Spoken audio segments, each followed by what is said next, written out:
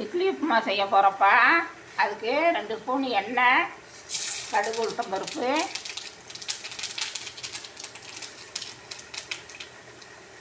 பச்சை மிளகாய், இஞ்சி, வெங்காயம், கருவேப்பிலை, கொத்தமல்லி,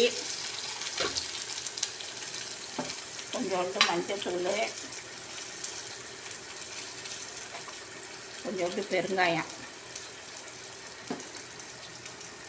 இது நல்லா வேகணும்ப்பா. அதுக்கப்புறம் தான் இட்லி எடுத்து கொட்டணும். பாருங்கள், இட்லியும் ஒரு தோசை காலையில் மிஞ்சிடுச்சு. அதை சரி உப்புமா கிண்டி விடுவோம். இட்லியும் தோசையும் சேர்த்து உப்புமா. இது ஒரு புது டிஷ்ஷு. இதெல்லாம் பழசு தான், அதில் புதுசு.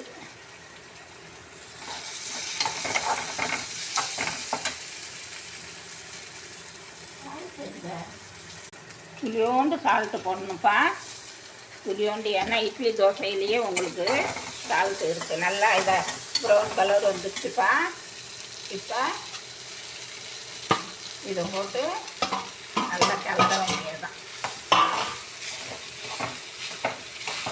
கிளறப்ப 2 ஸ்பூன் எண்ணெய் ஊற்றணும்ப்பா. இதுக்கு கொஞ்சம் எண்ணெய் கூட ஊற்றினா நல்லா டேஸ்ட்டாக இருக்கும். நான் காட்டுறேன். இது இறக்க போகிறப்பப்பா ஒரு 2 ஸ்பூன் நெய் ஊற்றணும்னு வைங்க. நல்லா வாசனையாக சூப்பராக இருக்கும். எல்லோரும் விரும்பி சாப்பிடுவாங்க. அவ்வளோதான்ப்பா, உப்புமா ரெடி ஆகிட்டு. எண்ணெயும் கொஞ்சம் கூட ஊற்றணும். இறக்க போகிறப்ப நெய் ஊற்றினா நல்ல நெய் வாசனை சூப்பராக இருக்கும். இதுதான் இட்லியும் தோசையும் உப்புமா.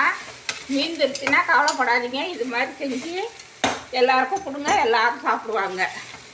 இன்னும் வேணும் வேணும்னு கேட்பாங்க. எப்படி இருக்குது பாருங்கள். இதான்ப்பா இட்லி உப்புமா. இந்த வீடியோ பிடிச்சிருந்தா லைக் பண்ணுங்கள், ஷேர் பண்ணுங்கள், சப்ஸ்கிரைப் பண்ணுங்கப்பா. தேங்க்யூ.